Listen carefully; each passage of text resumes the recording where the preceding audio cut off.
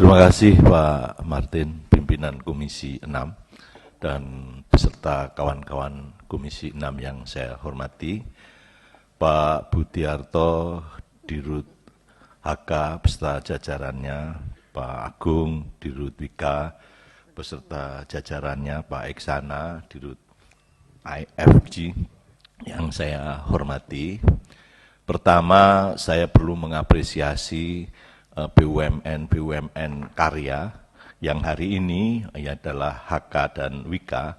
Kenapa demikian? Karena pada saat di Banten terjadi kecelakaan politik, banyak proyek-proyek yang mangkrak, kehadiran HK, kehadiran Wika itu membuat bisa memperlancar. Sehingga kita tahu kondisi Banten akhirnya, kalau pinjam istilah katanya Pak Budi dan Pak Agung, bisa temoto gitu, kira-kira semacam itu.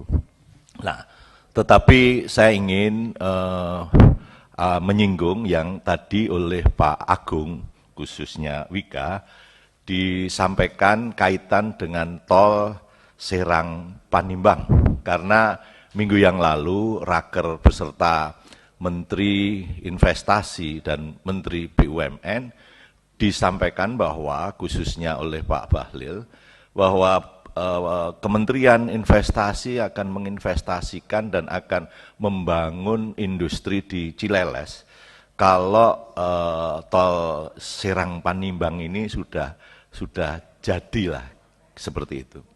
Dan ini konsennya Pak Bahlil. Kemudian Pak Erik juga menyampaikan bahwa BUMN yang mempunyai aset ribuan triliun itu, ini juga punya concern untuk mempersempit kesenjangan. Nah, sementara di Banten ini terjadi kesenjangan yang luar biasa antara selatan dan utara. Sehingga saya berharap pembangunan tol Serang Panimbang ini tidak hanya dimensi untung saja, tetapi lebih ditekankan membayar utang sejarah, kan gitulah. Kira-kira yang harapan masyarakat Banten kan semacam itu.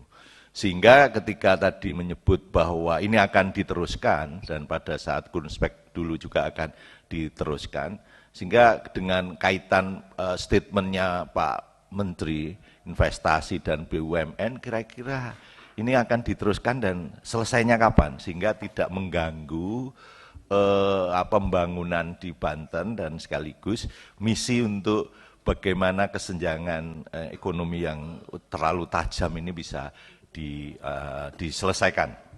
Ini kaitannya dengan Wika. Kemudian kaitan dengan IFG tadi sampaikan bahwa Pak Eksana mengklaim kebutuhan 8,01 triliun yang terdiri dari cadangan investasi 2023 3 triliun, kemudian membutuhkan PMN 3,59 triliun, sisa kas IFG sendiri 1,45 triliun. Tadi pada saat menjawab secara langsung dengan Pak Andri bahwa itu akan selesai. Tetapi Pak, bahwa klasik ketika PMN ini turun, itu kan sering tidak sesuai dengan, cairnya tidak sesuai dengan harapan, mundur dan sebagainya. Nah, apakah kalau misalnya ke depan itu yang diberikan ini PMN ini mundur gitu, apakah tidak kemudian membuat skenario bahwa mau menyelesaikan itu bisa diselesaikan. Jadi supaya Bapak tidak, katakanlah teman-teman Komisi 6 ini tidak kemudian bertanya-tanya, 20 triliun ternyata enggak selesai dan sebagainya. Kemudian 3,56 triliun, kemudian nanti kalau alasannya bahwa cairnya mundur, kemudian tidak selesai, itu kan menjadi persoalan tersendiri. Kemudian yang terakhir, ini kaitannya dengan HK, meskipun yang pertama Pak, saya tidak menyinggung persoalan jalan tol. Karena kebetulan kami di Tangerang Selatan ini isu yang selalu ketika kita bicara tentang BUMN, selalu yang ditanya persoalan kualitas udara. ya. Karena Tangsel itu kebetulan kualitas udaranya terburuk di seluruh republik ini. Nah, kami tahu bahwa HK ini kan sedang membangun proyek PLTU di Suralaya, kalau nggak salah bersama dosen. Nah, ini PLTU terbesar di Republik kan, itu PLTU terbesar di Republik. Meskipun informasinya ini PLTU yang ramah lingkungan. Nah, tetapi sumbernya ini kan tetap batu bara, itu kan batu bara ini kan mau tidak mau ada dimensi ini merusak lingkungan lah kan tadi ramah lingkungan.